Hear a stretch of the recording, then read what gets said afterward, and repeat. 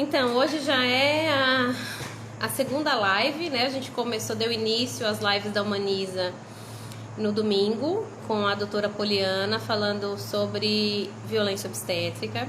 E a gente vai falar agora mais especificamente, também vamos falar de definições, né?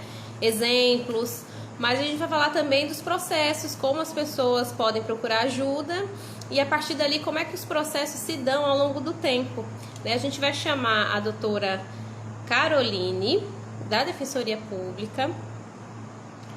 Deixa eu só convidá-la aqui.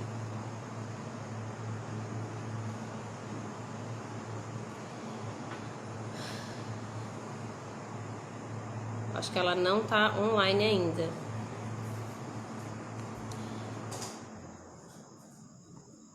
Deixa só a Defensoria Pública entrar e eu vou convidá-la e a gente inicia.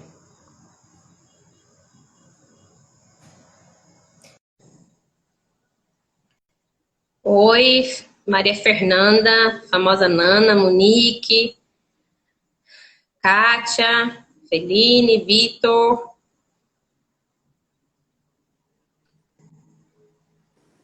Vamos esperar a Carol entrar. Entrou. Oi. Clarificando. Tudo. A Raquel. Estava aqui esperando você entrar. Ai, reunião. Ai.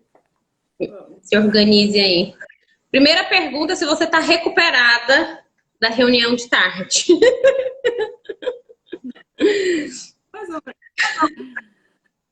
Difícil, né? Mas vamos lá. Eu acho que não tá legal. Travou.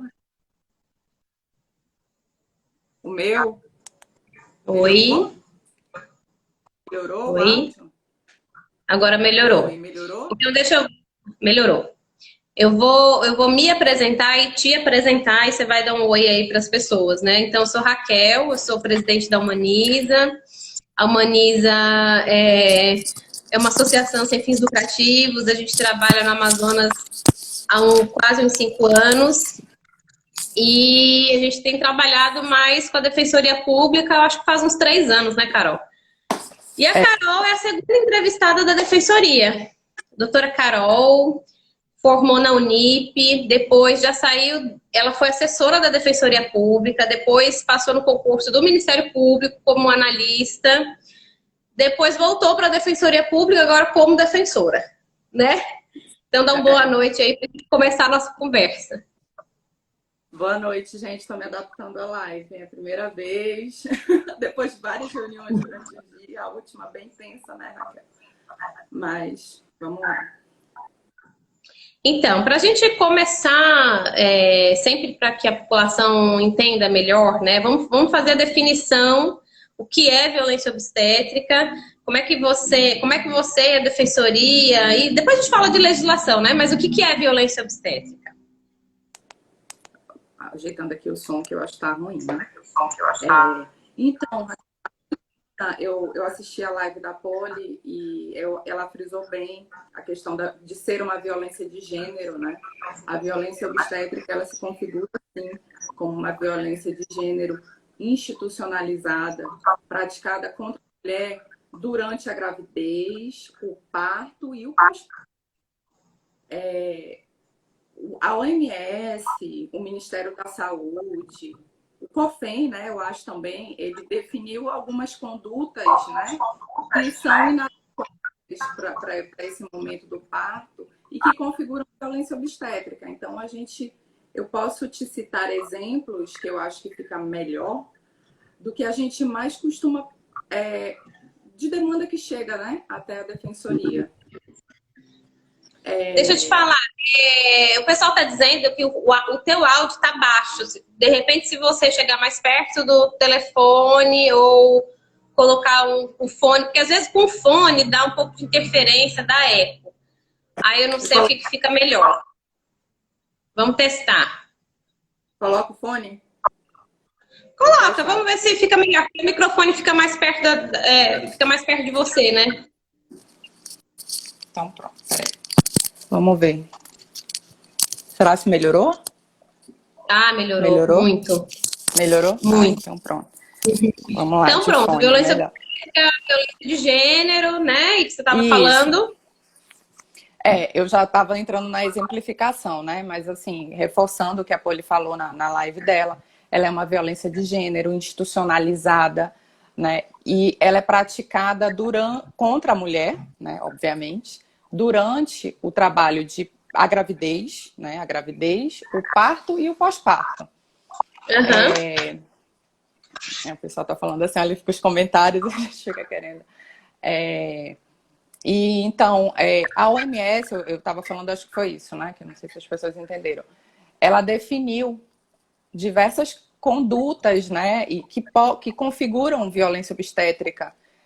E aí, para exemplificar, eu vou exemplificar, eu acho que dando exemplos das demandas que chegam até a defensoria e que a gente leva ao Poder Judiciário, porque eu acho que talvez fique mais claro para as pessoas. Certo.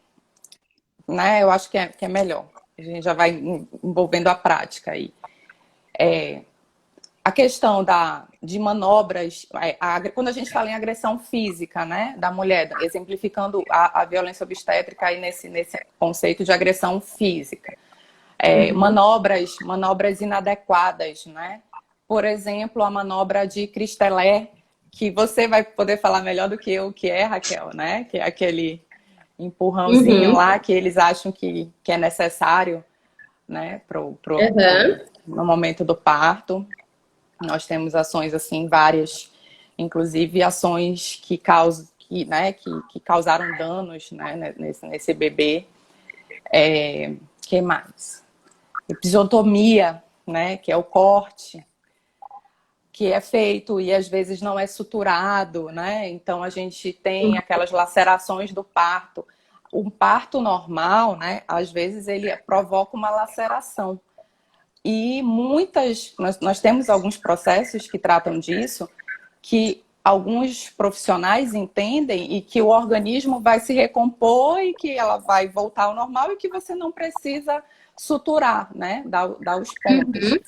E a gente tem vários processos de que isso não aconteceu e que mulheres em situações, né, graves, que defecam pela vagina, por exemplo, entendeu? São processos graves. Então, isso também é um típico exemplo que a gente pode dar de violência obstétrica.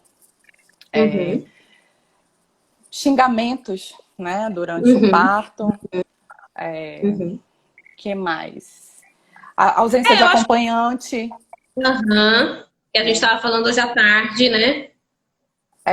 Por exemplo, que eu noto que eu estava olhando para aquela reunião que a gente fez, eu tive que olhar todos os processos, né, que a gente tem atuado, e eu verifiquei um ponto assim, sabe, em quase todos que a gente tem óbito fetal, que é a questão da ausência de um acompanhamento da progressão do parto. Né? Aquela mulher, ela entra em trabalho de parto, ela vai e volta várias vezes para a maternidade e, de repente, em algum momento, eles não ficam fazendo a ausculta, né? O monitoramento, e ele morre, ele entra em sofrimento e falece ainda no útero. Então, temos vários processos assim. E isso também né, essa falta de assistência, de acompanhamento adequado, preenchimento do partograma, né, que a gente fala bastante nos processos. Então, acho que esses são exemplos mais corriqueiros assim, que a gente pega na defensoria, porque, infelizmente, eu percebo que as mulheres elas procuram quando acontecem coisas mais graves. Então, os processos que a gente tem realmente são de coisas muito graves. Né? São de violações gravíssimas de direitos humanos. Sim, eu acho que essa tua fala, os exemplos que você recebe na defensoria, por exemplo, está totalmente relacionado. Um dos pontos que está relacionado é a falta de atualização desse profissional, né? A falta de capacitação e a falta de atualização. Muitos profissionais desses médicos, enfermeiros, enfim, os profissionais que estão ali na linha de frente, eles já estão com 20, 25 anos de profissão, não que isso seja uma desculpa, e acaba que o tempo vai passando, não se atualizam, né? E os protocolos de humanização de parto Na verdade, assim, da saúde da mulher vem sendo discutido no Brasil a partir mais ou menos da década de 80 para cá, que se começou a separar Sim. o que era a saúde da mulher, a ver de uma forma diferente, não colocar num bolo só. E a humanização do parto veio muito pequena a partir desse olhar que foi ver a saúde da mulher de uma forma específica. Mas esse tipo de violência, né, eu acho que está totalmente ligado à falta de capacitação mesmo e de atualização Sim. desses profissionais, você não acha? É. Eu concordo. Eu acho que a atualização para nós, em todas as áreas, inclusive eu falo por mim, na defensoria, enquanto defensora, tendo conhecimento desse tema, né, a partir daquele curso que vocês trouxeram lá pela escola da magistratura. Então, assim, eu precisei me atualizar, eu precisei estudar, Sim. parar para entender o que é violência obstétrica. Né? O direito está constantemente mudando, né? As leis saem a todo tempo, então a atualização profissional em qualquer área, ela é necessária. E para os profissionais médicos também, né? De repente uma conduta, né? Porque o processo de parto ele passou por todo, né? Teve aquela fase que é um processo fisiológico, né? A mulher, né? A criança vai nascer, antigamente nascia com parteiras, enfim, ele é um processo natural, né? Mas que com o tempo a gente foi medicalizando, né? Isso e levando para dentro dos hospitais e salvou muitas mulheres na época, assim, né? Salvou, né? Não existia cesárea, então. Mas procedimentos que naquele momento, né? Que vários profissionais aprenderam lá atrás no curso de medicina, hoje por pesquisas médicas, né? Quando você atua baseado em evidências, você percebe que não. Essa manobra, por exemplo, de Cristela, lá atrás ela era aceita. Hoje ela não é mais aceita.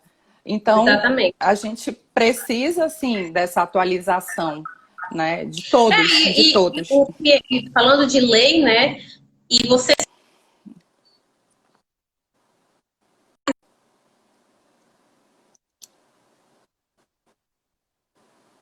Travou, Raquel. Será que é a minha internet? Deu uma travada. Acho que agora voltou, né? Oi. Voltou. Então, essa capacitação e essa atualização profissional também está previsto na legislação do SUS e outras legislações também. Então, o profissional de saúde ele tem obrigação legal de estar atualizado e capacitado. E aí, tem o comentário da Drizinha aqui e a doutora Poliana também está presente aí. Elas falaram mais ou menos a mesma coisa, que muitas mulheres nem reconhecem que passaram por violência obstétrica. Muitas delas que chegam para... Você, né? Lembra do curso que a gente assistiu na escola da magistratura? Manobra de Cristelé, né? Aquela dor, aquele medo da dor, uma cesariana eletiva. Realmente a gente precisa difundir isso aí, né? E nem todo mundo sabe. Isso independe da classe, da classe social, né? Não, da classe social, exatamente. Eu acho que tem que deixar enfatizado isso, independente da classe social, independente se é no SUS, no hospital privado ou nas unidades militares, a violência ela acontece de qualquer forma. Porém, há grupos minoritários, dentro do grupo de mulheres, há grupos minoritários que sofrem mais violência obstétrica que outras, né? Negras, adolescentes, negras, as mulheres que têm mais de um filho, por exemplo, chega para parir o seu quinto filho, né? Então ela já é maltratada desde ali porque ela escolheu ter 5 filhos ou sei lá, as escolhas da vida dela, mas enfim. Aí tem um outro comentário aqui da Feline que ela falou assim que uma funcionária dela há 10 anos passou por violência obstétrica aqui e até hoje pouca coisa mudou. É difícil, né? Houve também essa mudança processual, esse entendimento processual que vocês tiveram que se reciclar, porque antes tudo era entendido como erro médico, né? Como é que foi essa mudança para vocês, professoras? Então, Raquel, primeiro a Humaniza está totalmente ligada a essa mudança, essa paradigma na defensoria e a gente agradece, eu te agradeço por todo o apoio que você nos presta nesses processos aí. A defensoria sempre atuou em processos de violência obstétrica. Analisando a planilha, eu trabalho nas varas de fazenda pública e o processo mais antigo que eu analisei é de 2005. Então, né, olha lá, os colegas lá de trás já vêm trazendo e levando essa demanda para o Poder Judiciário. Obviamente, não com essa forma, não dessa forma, violência obstétrica, porque ele é um tema relativamente recente. Então, a gente levava essa demanda, como são processos graves, né, que envolvem sequelas seríssimas, essa demanda normalmente ela é levada, e ela era levada como um erro médico, né? E também, muitas vezes você pode ter dentro de um mesmo, né, do mesmo parto ali, um erro médico e uma violência obstétrica. Mas é importante, aí entra a questão da atualização, da gente entender o que é, porque no decorrer do tempo, né, atuando nesses processos, a gente verificou que a questão probatória ela é muito complicada nesse tipo de processo. Né? Porque como é que você vai comprovar um xingamento se na hora do parto só estava o seu acompanhante, se foi permitido seu acompanhante? Porque eles não colocam determinados registros no prontuário médico. Então, como é que eu vou comprovar isso, né? Então, a linha de defesa, né, da violência obstétrica, né, de nós, né, que atuamos nisso, nós passamos a levar essa demanda para o judiciário como uma violência, né, a diferenciar o erro médico da violência obstétrica, para falar que a violência obstétrica, quando ela é praticada, ela gera um dano presumido, né? Um dano que o fato, eu tenho que comprovar o fato, né? O fato, ele já presume um dano. Então, é mais fácil para levar isso. Então, a gente começou a perceber que era necessário destrinchar isso no processo e falar isso de modo diferenciado, desvinculando do erro médico. Né? Eu li um artigo da Ruth, lá do Nascer Direito, né? Que ela me encaminhou, que ela publicou na revista da OAB do Distrito Federal. E lá ela conceituou, né? Ela trouxe de uma linguagem mais clara, assim, essa diferença, né? Que é um pouco tênue. E, assim, quando a gente fala, então, assim, quando a gente fala em erro médico, a gente está falando de uma conduta que era necessária, né? Que era necessária ser feita, que era necessária ser verificada naquele momento, e ela não foi feita, né? Ela não foi realizada por uma imperícia, uma negligência, uma imprudência, e ela acabou gerando um dano, né? E aí, por exemplo, né? Acho que exemplificando fica mais fácil. E tem processo disso. Esquecimento, durante a cesariana, você esquecer gase dentro da mulher. Né? A gente até já aprendeu de tanto que hesitar, que até eles falam isso. Não, é porque eles têm que fazer a contagem das gases, né? Antes de fechar a cirurgia, né? Antes de fazer o rebordamento da pele. E, então, eles têm que contabilizar. Tá tudo certinho, não deixei nada dentro do paciente. E muitas vezes eles não fazem, né? Por uma omissão, por uma negligência ali, passou batido, e isso gera um dano. Então, isso daí, a gente leva isso como um erro médico. Agora, quando eu falo de violência obstétrica, quando a gente tenta levar isso, a gente menciona que são condutas, prática, né, como a gente falou e citou exemplos, de condutas inadequadas, né, condutas que não deveriam ser feitas, e elas foram realizadas. Um xingamento, né? Por exemplo, a própria manobra de Cristelé, né? Que a gente já falou. Então, quando eu falo que, não, olha, isso foi feito e isso é violência porque você está fazendo, né, um procedimento sem base em evidências científicas, um procedimento que pode gerar um dano. Então, se você fez isso, está em um registro no prontuário, o dano aqui é presumido. Né? Então, a gente tenta levar isso dessa forma. A gente tem conseguido, né? A gente tem conseguido levar isso agora, né? Mas Mas, E aí, quando você falou de, por exemplo, como é que a gente vai provar, né, o tipo de violência, esse tipo de violência moral, violência psicológica, violência verbal, é um xingamento, é gordofobia, é homofobia, né? Como a gente vai provar? Isso é tão difícil, mas que a gente não desiste, né? Deixar bem claro aqui para as pessoas que mesmo que não desiste, mas é porque também tem uma relação de poder ali, né? É a mulher vulnerabilizada, fragilizada, em trabalho de parto ou no pós-parto, e tem do outro lado uma equipe de saúde, seja ela médica ou de enfermagem, que está ali e que a equipe é a sabedora do conhecimento, então aquela mulher não sabe de nada, né? Eu sou médico, eu que sou enfermeira, eu que estudei todos esses anos, então assim, ela não tem o direito de opinar sobre aquilo que ela não estudou. Então essa relação de poder fica muito evidente nesses casos de violência, né? Fica. E ela é uma... Até pra gente mesmo, né? Eu fico me imaginando se eu tivesse lá, se eu, mesmo tendo conhecimento no lugar de uma mulher dessa, se eu ia ter condições de falar para aquele, não, você não vai fazer isso não é permitido, isso vai fazer mal pro meu bebê, né? Então, assim, se eles iam me ouvir, eu não sei, né? Mas, assim, eu percebo que quando você chega lá mais empoderada, com mais conhecimento, a alma, né? Opa, ela sabe. Então, você registra isso no prontuário, né? Pergunta ali da outra acompanhante, olha, você tá vendo, estão fazendo, você me dá aqui seu contato.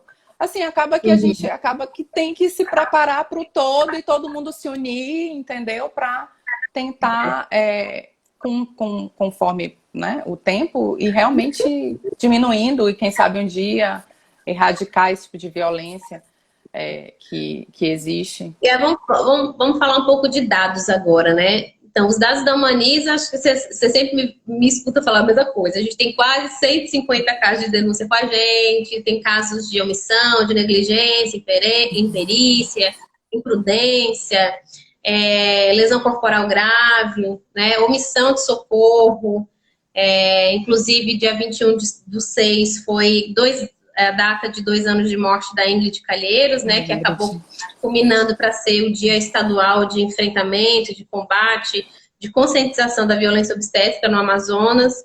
Ela passou por omissão de socorro durante os 5 dias que ela ficou lá, né, e acabou falecendo, e a gente fez essa homenagem a ela aí no...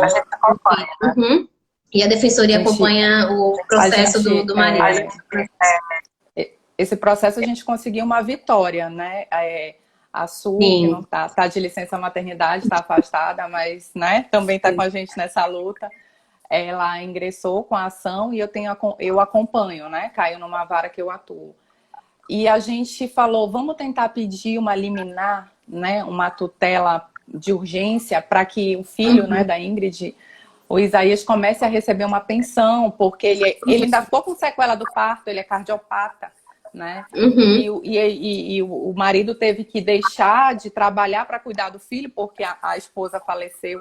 Então, eu falei, porque eu falei para a Suelen, é muito difícil a gente conseguir eliminar, né, uma decisão dessa no início do processo sem a perícia, né? Porque... Aí ela, não, mas será que a gente não vai conseguir? E na época ela pediu, tem uma nota técnica, né, da Suzana, esse processo, que ela deixa claro que realmente houve uma desassistência completa nesse processo. Ela ficou vários dias passando mal depois do parto e ninguém ia atender, né? Ela com vômito. O próprio momento do falecimento dela foi gravado e é muito triste. E eu lembro que eu fui despachar e falei, doutor, esse processo ele é diferenciado. Porque se você analisar os próprios documentos da Suzana, tá claro, na própria nota técnica, que ela passou dias aguardando a avaliação de um clínico. Porque todos os médicos obstetras que passavam por ela falavam assim, mas... ela tá vomitando, ela vomitava, né? Ela vomitava muito, ela tinha enjoos, a barriga inchando. Não, mas ela tá bem, não tem nada na cirurgia, tem que chamar o clínico. Mas ela tá bem. E isso foram 5 dias até o falecimento dela, né? Então, a gente tentou, a Suelen pediu, fui lá, despachei, e a gente conseguiu, né? O juiz deferiu uma tutela provisória e o Isaías já recebe uma pensão mensal, né? Todo mês um salário mínimo o Estado tem que pagar para ele, né? Não, minimiza um pouco, é uma pequena vitória num universo de muito sofrimento que vive, né? O seu Francisco, ele está sempre lá. E, assim, foi excepcional, assim, eu fiquei realmente, Não, né? Foi uma vitória, assim, nossa, a gente conseguiu isso no início. E... A Monique está falando assim, Ingrid presente, né? É uma forma da gente dizer que todas elas que faleceram em decorrência de omissão, de tudo, de violência mesmo, que elas estão presentes sempre e a gente não vai esquecer, né? A gente, tu me acolhia, eu te ligava tanto, Carol, pelo amor de Deus, me ajuda com o seu Francisco. E a gente teve que fazer doação, né? Eles estavam passando E, enfim, né? E aí, os dados que você tem, quantos processos você tem na sua mão, só na sua mão, porque assim, os dados que a Humaniza tem, eu sempre falo, é aquilo que é bem irrisório, né? Diante desse mundo inteiro, aí a gente tem 150 casos na nossa mão, que a gente acompanha um a um, a Defensoria tem outros, o Ministério Público do Estado tem outros, às vezes eles se sobrepõem, né? Às vezes está sendo acompanhado por nós três. Ministério Público Federal também tem os procedimentos abertos individualmente lá, mas vamos falar dos dados de vocês. Quantos processos tem com você? Vamos lá. Vamos, tá. Eu coletei essas informações. Comigo, né? Comigo, nas varas que eu atuo, tem 44 processos em andamento de violência obstétrica. Nessas 3 varas que eu atuo. Aí, para falar em números, a gente tem uma planilha que acompanha e eu coletei algumas informações assim que quando você vai colocar em número, elas são um pouco chocantes. Morte, né? Desses processos, 44, 18 eles se referem à morte, ou óbito fetal, ou do recém-nascido poucos dias depois do parto, né? Óbito materno, nós temos 6, né? E morte da mãe do bebê, 2, os 2 morreram, né? E sequelas graves, em criança nós temos 4. Hoje, buscando esses dados, né, que você tinha pedido, que a gente notou desses processos, hoje eu tenho 20 aguardando perícia médica, que estão em fase de andamento. Tenho 12 sentenças procedentes, né? E 2 improcedentes. Que está em grau de recurso, né? Que a gente está tentando reverter isso no tribunal. Quando você vai olhar, vou abrir aqui minha planilha para recordar, quando você vê o todo, e aí a gente tentou condensar isso, né, de uma forma que fique mais clara para todo mundo,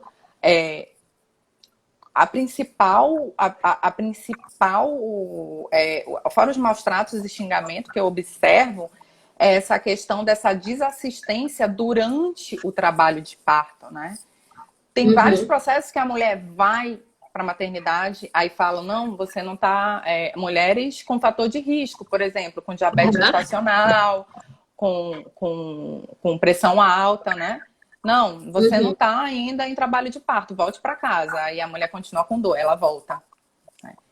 E aí, daqui a pouco, ela passa 2, 3 dias indo e vindo para a maternidade, né? Até que é feito o parto.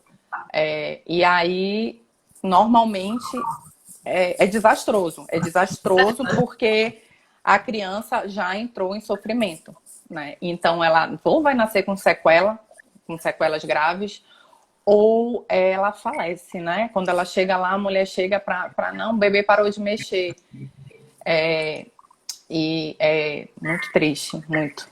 Mas tem muita coisa do acompanhamento do trabalho de parto que a gente percebe, dessas denúncias e lendo os prontuários, São coisas muito básicas que são deixadas de fazer. Por exemplo, a escuta fetal. Você escutar se o bebê...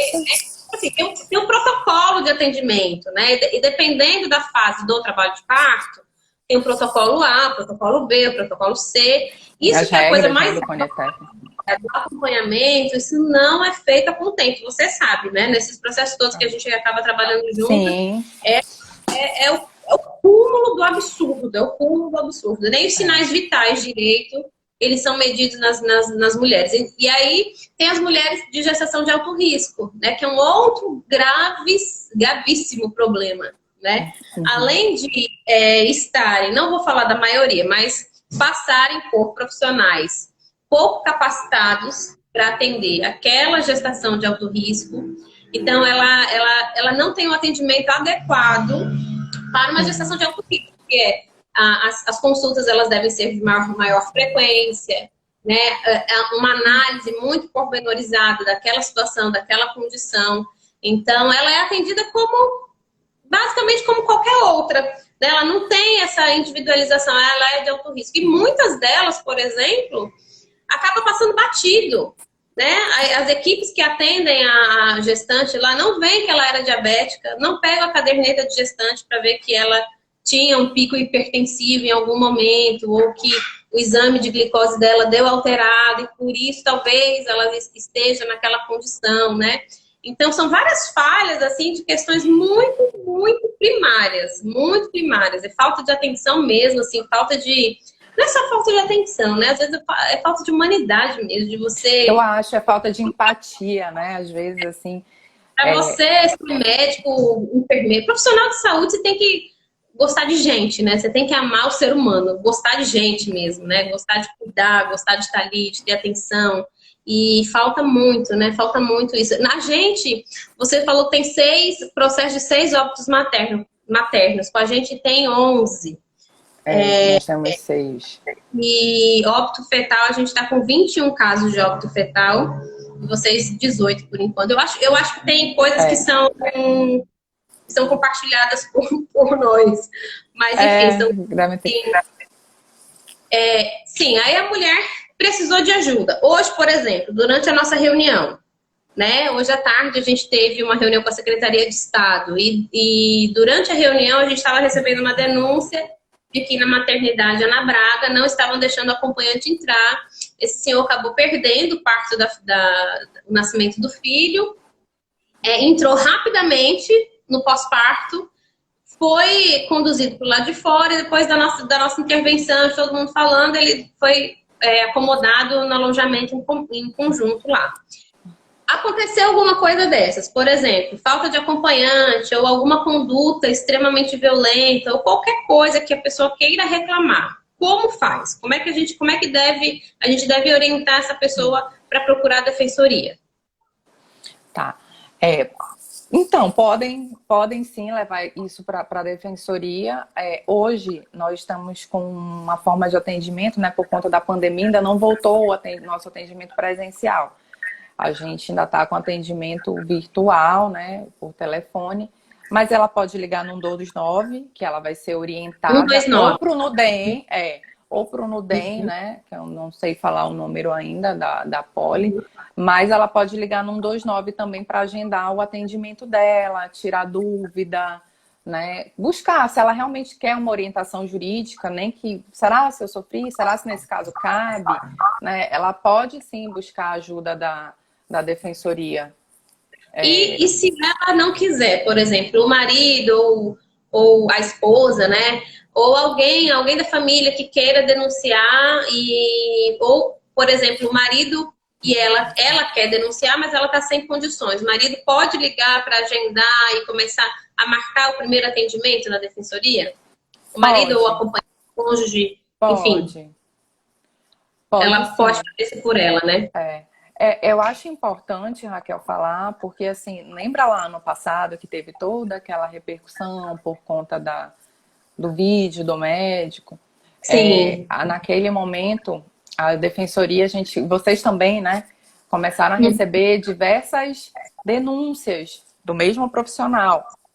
Sim. E a Defensoria abriu um PADAC naquela época, a Poliana já abriu um PADAC agora para verificar a questão da assistência à mulher nessa época de Covid. Então, às vezes, para a gente instruir uma ação. Ah, sim, PADAC. É um procedimento de apuração de dano coletivo.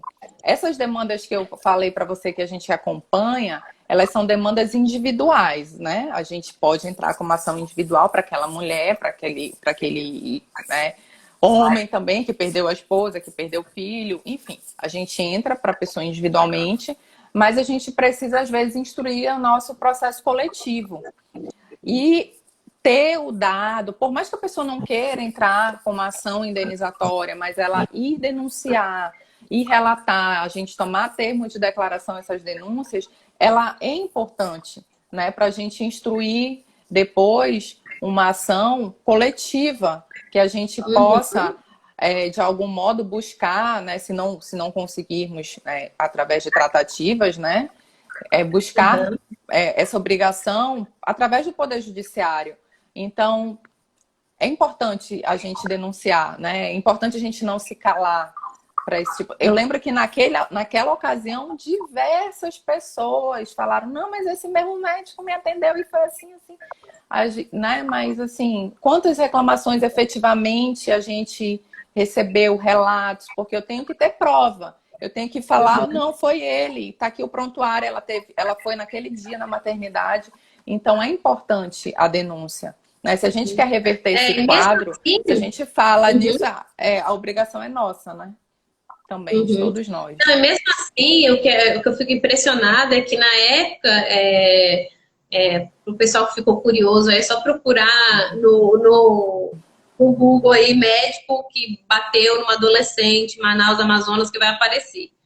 Mas na época, vocês só conseguiram, o que conseguiram, né, afastá-lo, ele perdeu o cargo público, porque tinha um vídeo, né? Sim. Dentre dessas denúncias que a gente faz, que a gente vem repetindo o mesmo discurso há anos. E a gente só conseguiu, vocês mesmos, só conseguiram o que conseguiram de tirar ele da cena do atendimento porque tinha um vídeo e que teve repercussão nacional, internacional. Esse vídeo foi parar aí pelo mundo afora, ele batendo nessa adolescente que estava parindo, né? O que me impressiona também, o que me chocou naquele vídeo, eu sempre detalho isso, é que tinha uma enfermeira, uma técnica de enfermagem, uma enfermeira do lado e um outro médico também.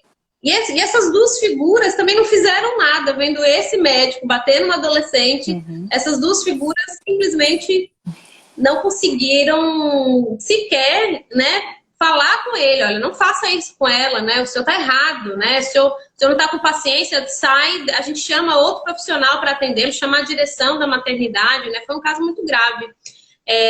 Ainda mais sendo uma adolescente. E o adolescente tem prioridade de atendimento, de acordo com o Estatuto da Criança e do Adolescente, né? Então a gente fica muito chocada. E os outros, isso que a gente fica pensando, e os outros casos que não tem vídeo para comprovar, não tem testemunha para comprovar, a mulher entrou sem o acompanhante, ficou sozinha, né? Então por isso que a gente está ficando craque em analisar o usuário, né? Porque a gente a gente tá, né? E assim, agora você falou, eu lembrei de uma outra situação, né, que a gente vivenciou e vivencia nesses processos.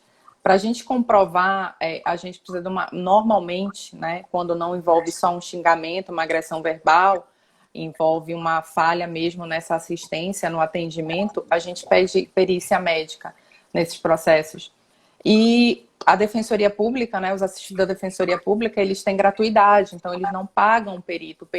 O honorário do perito é custeado pelo Tribunal de Justiça e com um valor limitado. Então, tem muito processo que ficava parado porque era muito difícil achar um perito, né? Conseguir um perito que quisesse fazer isso. Esses processos ficaram muito tempo parados. Aí eu lembro que em 2017, eu acho, para 18, teve várias... Não, a gente conseguiu nomear em vários a mesma perita. A mesma perita. E Ai, que maravilha, foi ótimo, né? A gente conseguiu nomear um perito, achou que os processos iam andar.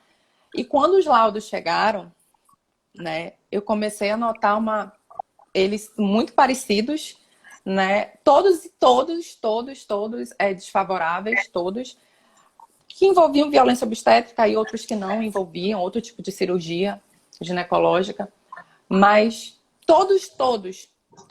absolutamente todos desfavoráveis. Aí eu comecei a anotar num quadro que eu tinha na minha sala, processo tal, perita tal, desfavorável, processo tal. Nossa, não tem um, né? E aí a gente foi depois observar em outros processos, em outro prontuário, ela era, inclusive em processos da defensoria, eu falei, não, mas eu conheço esse nome, né? Porque acabou que o nome me chamou a atenção, né? Me chamou a atenção, mas eu conheço esse nome.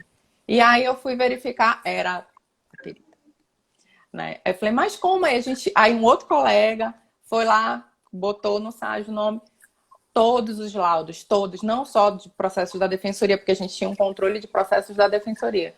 Todos desfavoráveis. Então a gente começou suspeição. Não, ela não tem parcialidade para fazer isso. E aí conseguimos também afastar, né? E agora a gente tem... Né? Então, assim, quando a gente consegue atuar e você vai acompanhando e monitorando tudo isso, e assim, a defensoria teve um ganho com mais defensores. A gente capengava antes com pouquíssimos defensores. Como eu te falei, a gente tem ação de 2005, mas com quadros de defensores reduzidos, como é que a gente vai prestar um serviço de qualidade? Então, quando a gente fala em estruturar a defensoria, a gente também fala em beneficiar a população, porque o êxito dessas demandas é para eles, né? A razão de ser da defensoria são os assistidos. Então, aí o que aconteceu, né? A defensoria, a gente foi fazendo concursos, chamando mais defensores, e a gente foi conseguindo estruturar a defensoria para colocar um assessor de apoio, porque antes era um defensor, acho que a doutora Domingas está aí, né? Para todas as varas de fazenda pública. Não tem como, entendeu? Então não tem. A gente, com o tempo, conforme o orçamento foi melhorando, a gente foi estruturando e conseguindo prestar um serviço de melhor qualidade. Então, isso tudo reflete nisso. Essa situação aí dessa médica, da perita, né? Então, tem várias questões muito intrigantes, né? Na vida profissional dela. Só a gente tem 5 casos dela, né? Só a Humaniza. E dentre esses 5 casos, 2 óbitos fetais. Eu não estou dizendo que é culpa dela, mas assim, que estão em investigação, e é curioso, né, que só na Humaniza ela tenha 5 casos. Fora esse fora, acho que foi mais de 20, né, processos da defensoria que ela tinha laudo desfavorável à vítima. Mais de 20, né? Era por aí. O quadro já estava cheio. Fora isso, né, essa imparcialidade, essa falta de análise criteriosa que ela tinha com os processos de violência obstétrica, de cirurgias ginecológicas, ela também era sócia da cooperativa médica do Amazonas. Então, assim, é muito curioso, né? E a gente tem pedido exaustivamente para que seja investigado, né? Vocês também. Hoje, novamente, a gente falou isso para a secretária de Saúde. Sim. A gente volta a falar, a violência obstétrica, ela não está só ligada à infraestrutura, existe uma infraestrutura deficiente, falta leito, falta alguns materiais, né, alguns insumos para assistência ao parto, principalmente quando as maternidades estão lotadas, né? Mas o que é pior mesmo são esses maus tratos, essa omissão, essa negligência que né, de indivíduo para indivíduo, né? Como você mesmo falou, e a Poliana também, em outras situações, o que a gente precisa para assistir um parto fisiológico se você está embasado em evidência científica, né? O que você precisa, materialmente falando? Pouquíssima coisa. É a menor parte da população, das mulheres, que vai precisar de alguma intervenção médica ou alguma intervenção de enfermagem, né? É a menor parte, menos de 5%, se os partos e os trabalhos de partos fossem assistidos e obedecidos os protocolos como deve ser, né? Então, a parte material é muito pouca. Tem um rapaz aqui, o Fernando, querendo saber informações sobre algum processo dele da defensoria. Eu vou pedir, Fernando, para você procurar a defensoria, pode ser aqui pelo Instagram mesmo, que o Vitor me orientou, pelo direct, tá? Aí você fala o seu nome, o nome do processo, que aí eles podem te responder sobre isso. A gente já falou a diferença de erro médico, de violência obstétrica, né? E eu quero voltar a falar dos casos repetidos, não só essa médica, que a gente tem 5 casos com ela, e outra profissional que tem 3 casos com a gente, esse médico que bateu nessa adolescente, que tem diversos casos, né, espalhados pelas maternidades todas, porque ele fazia, né, revezamento de plantão. Aí eu fico pensando como seria se a gente fortalecesse, por exemplo, o trabalho das ouvidorias e, de repente, as ouvidorias das maternidades tivessem um acesso maior à própria defensoria e a gente conseguisse fazer um trabalho em conjunto, né? Vendo esses casos repetidos, vendo os profissionais que realmente, ao longo dos anos, mapeando, exatamente, enumerando, mapeando qual é a forma, né, de atendimento, a forma de conduta que vem sendo feita ao longo dos anos, que provavelmente deve ser a mesma forma, o mesmo tipo de violência que é feito, né? Eu acho que a gente teria que ter esse trabalho mais profundo, Jus, mas a gente precisaria de muitas Raquéis e muitas Caróis, né? Eu falei isso para a Poliana também, Bruno, tudo que a gente quer fazer, a gente precisa de mais gente, né? Na verdade, quando a gente fez a inspeção ano passado nas maternidades, a gente ia nas ouvidorias e pedia para as ouvidorias encaminharem denúncias, né? Se quisessem, diretamente para a defensoria. Mas esse processo, por exemplo, está no coletivo. Eu não tenho conhecimento, mas eu acho que não enviam, entendeu? Não estão enviando, não enviam essas denúncias. Né? E é importante, esses dados são importantes, é muito relevante a gente ter esses dados, essas informações.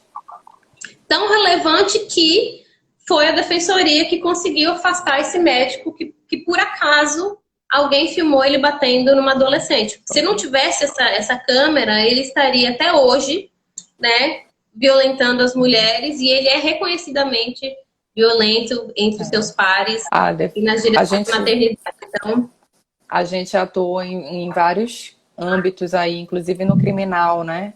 Ele tem uma sentença condenatória, lá a defensoria se habilitou e pediu como um reflexo lá da pena, né? A perda da função pública.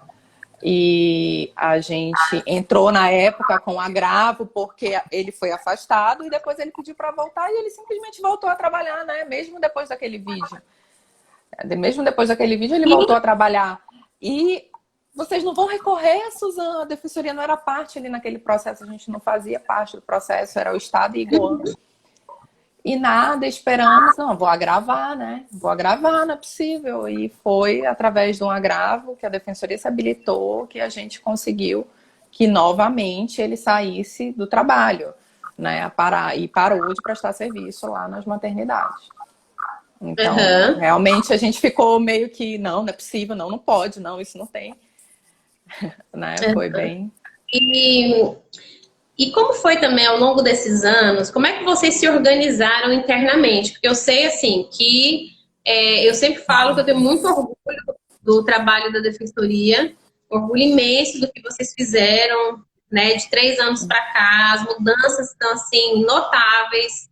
A gente começa a ver os processos, as decisões dos juízes favoráveis às vítimas, com o texto falando de violência obstétrica, falando sobre condutas inadequadas. Isso, assim, é muito... Eu tenho muito orgulho de falar disso, de vocês, do trabalho de vocês, e é muito bonito de ver essa mudança, né, ao longo desses anos. Mas como é que vocês se organizaram internamente? A Suelen, sim. Vocês têm um núcleo especializado, vocês conversam entre si só sobre casos de violência obstétrica? A defensoria a gente vai caminhando, né? Na época, a coordenação civil, eu sou coordenadora da área civil, e a gente soube do comitê. Lembra que a Suelen foi para o comitê E ela falou, Carol, fui para uma reunião, nossa, existe um comitê, eu tenho tanto processo disso. E a gente ali começou a conversar, levamos vocês para a reunião da coordenação cível. E dentro da coordenadoria cível, naquela época, o núcleo da mulher, ele tinha outras... Não era um núcleo assim formado, a gente fez uma alteração nas atribuições recentes, né, criando mais especializadas, mas naquele momento era o cível que fazia. E assim a gente tem uma divisão, um grupo de defensores faz a inicial e o outro acompanha o processo. No caso, eu acompanho o processo. E a gente começou a levar, a gente levou vocês para a reunião, né, da coordenação e para explicar o que era violência obstétrica, conversar com os defensores.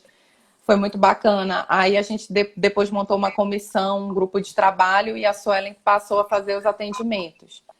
E a gente verificou dentro da defensoria que quanto mais a especialização, né, ela é importante para a gente fazer um trabalho de qualidade. Então, a gente viu ali dentro do cível que tínhamos muita demanda de fazenda pública, né, contra o poder público. E que talvez fosse necessário a gente especificar esse tipo de demanda. E aí a gente criou, né, transformou ali uma defensoria em defensoria para fazer as iniciais de fazenda pública, que a Suelen depois concorreu na remoção e foi para lá. Então, hoje é ela. Então, a gente foi se adequando, né? Foi assim, a Humaniza foi um divisor de águas, Raquel, e eu te agradeço para a atuação da defensoria. Se a defensoria hoje atua dessa forma, você tem total participação nisso, entendeu? Eu me senti uma formiga sozinha, agora você tá junto comigo, né? Nós somos duas formiguinhas. Tá? E eu te agradeço imensamente porque você faz a diferença na vida de muitas mulheres. E aí, né, e o resultado disso é aquilo que eu falei na reunião hoje à tarde, né? Nós temos mais de 12 processos com sentenças favoráveis, né, condenações de mais de 100 mil. Se eu for somar 4 processos só que está em fase de cumprimento já para expedição de precatório, nós temos quase 500 mil de indenização que o Estado vai ter que pagar para essas vítimas, né? Então, tá aí o resultado, né? Dessa união, desse esforço. É o que a gente fala para eles o tempo inteiro, é muito mais barato, né? É muito mais barato você capacitar esses profissionais, afastar aqueles que precisam ser afastados imediatamente, do que o Estado ficar pagando 100 mil em cada processo, um recurso que deveria ser investido no próprio sistema público de saúde, né? A gente precisa de ampliação das unidades de saúde, ampliação de leito nas maternidades, a gente precisa de capacitação mesmo, a capacitação paga para esses profissionais, para os médicos, para os enfermeiros, né? A gente precisa fazer essa revolução acontecer, parar de ter esse atendimento. Essas pessoas que atendem as mulheres desse jeito, elas precisam ser afastadas. Só assim o Estado vai começar a entender o quanto de recurso, o quanto de dinheiro ele vai economizar. Né? Esse recurso ele não poderia ser gasto só com isso, né? Tem que ser um recurso que a gente tenha orgulho do atendimento. E todo mundo me pergunta assim, mas você acha que o atendimento melhorou? Né? Enquanto a gente estiver diante dessa mortalidade materna no Amazonas, eu vou continuar dizendo que a gente não melhorou. Óbvio que a gente vê pequenas melhoras, né? Que a gente sempre conversa, nós duas, são pequenas grandes vitórias. A gente vê uma decisão favorável ali, uma pessoa que conseguiu uma decisão, que conseguiu uma pensão. Enfim, são essas pequenas vitórias do dia a dia. Mas a nossa vitória mesmo que a gente quer é um trabalho de excelência, que as mulheres não morram, a mortalidade materna diminua, né? Cada assistido que vai lá, que a gente fala, não, você ganhou tanto, eles agradecem tanto, mas eu falo assim... Não se preocupe, é o meu trabalho e, na verdade, isso aqui vai minimizar, né? Ela minimiza um pouquinho toda essa dor, todo esse sofrimento, mas o que é 200 mil para uma criança, né, que vai passar o resto da vida tetraplégica e completamente incapaz numa cadeira de roda, né? Então, eu falei, eu queria poder falar para o senhor, eu lembro que teve um processo recente, que nós tivemos uma única condenação em 200 mil, e inclusive nessa o Igoan foi condenado também, que é a cooperativa de médicos obstetras, e aí ele agradeceu, aí eu falei, não se preocupe, não sei o que, esse é o meu trabalho, mas o que eu queria poder falar para o senhor que isso não vai mais acontecer, né? que isso não vai mais acontecer. E é isso que a gente busca, é isso que a gente quer. Não quer entrar com ação para ganhar uma indenização aqui, outra ali.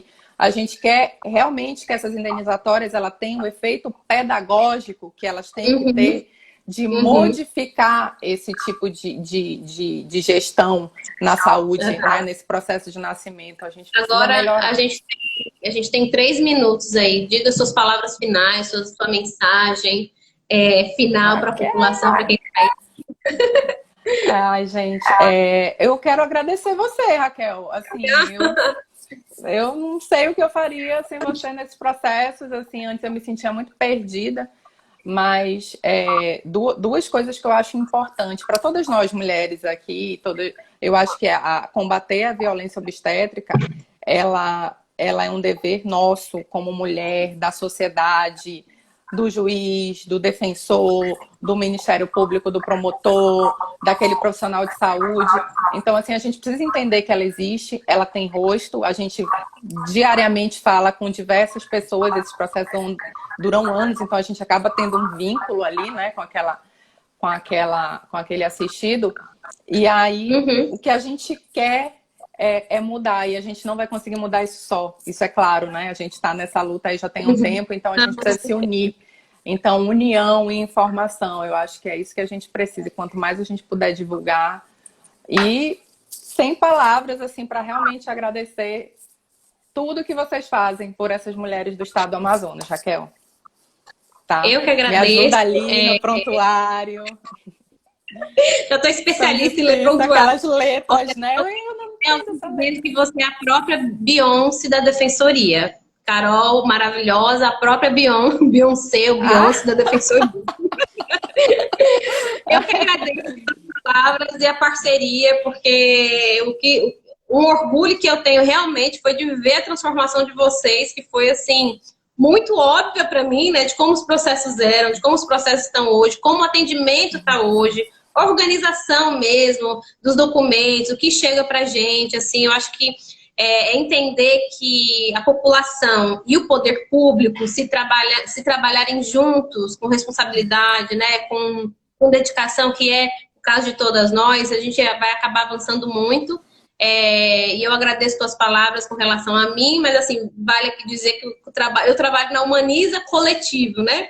Então é um coletivo, sim, são mulheres que se apoiam, que se ajudam e que a gente faz pelo menos um pouquinho melhor, né? O atendimento de saúde à mulher, aos recém-nascidos.